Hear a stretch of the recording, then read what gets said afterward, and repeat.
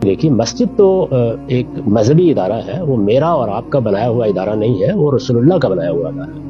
हमारा नुक्ता नज़र यह है कि उसको हर हाल में मुस्लिम कम्युनिटी का इदारा रहना चाहिए। उसको किसी फिरके, किसी खास मदरसा फ़िक्र के साथ कभी वाबस्ता नहीं होना चाहिए।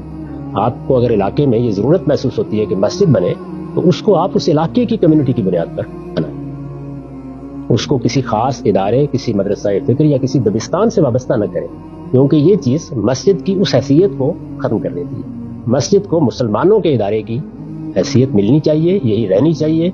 और अगर आपको भी किसी जगह ज़रूरत पड़ जाए तो आप इसी रूह के साथ बल्कि इसको ज़िंदा करें। ज़्यादा से ज़्यादा ये है कि चूँकि मस्जिदों में मसला हो जाता है कब्ज़ागिरी का, तो आपने कोई रजिस्ट्रेशन की हद तक मामलात करने हो तो कर लें, लेकिन मस्जिद का तासुर यही होना चाहिए कि ये अल्लाह का घर है, अल्लाह की मस्जिद है, ये मुसलमानों का इदारा है, इसमें हर शख्स के लिए आने के दरवाजे खुले हैं। उसमें कोई चीज़ भी यानी मदरसा फ़िक्र से वाबस्तगी भी नहीं पैदा करनी चाहिए। ये मेरी राय बिल्कुल उसी उसूल पर है जिस उसूल पर मैं मजहबी जमातों के वजूद को तस्लीम नहीं करता।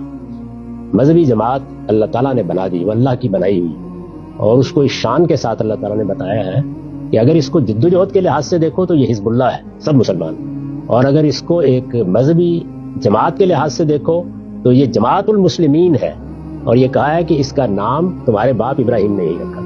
तो हमारी मजहबी शनाख्त हर हाल में मुसलमान की रहनी चाहिए। इस शनाख्त में अदना दर्जे की भी कोई शराकत किसी दूसरी चीज़ की नहीं होनी चाहिए। लेकिन सोशल सरगर्मियाँ, सियासी सरगर्मियाँ, उनके लिए आप जमातें बनाइए, तंजीमें बनाइए, उससे कोई फ़र्क वाक़ई नहीं। अब आप जानते हैं कि खुद मगरबी मुल्कों में बहुत सी क्लब्स हैं, खुद हमारे यहाँ लायंस क्लब और इस तरह की चीज़ें, सोशल ऑर्गेनाइजेशन हैं। इस तरह की ऑर्गेनाइजेशन रहमत होती है सोसाइटी के लिए, लोगों को इकट्ठा करती हैं, ज़रूरियात को मुत्ताहिद करती हैं। यहाँ तक रहना चाहिए बस।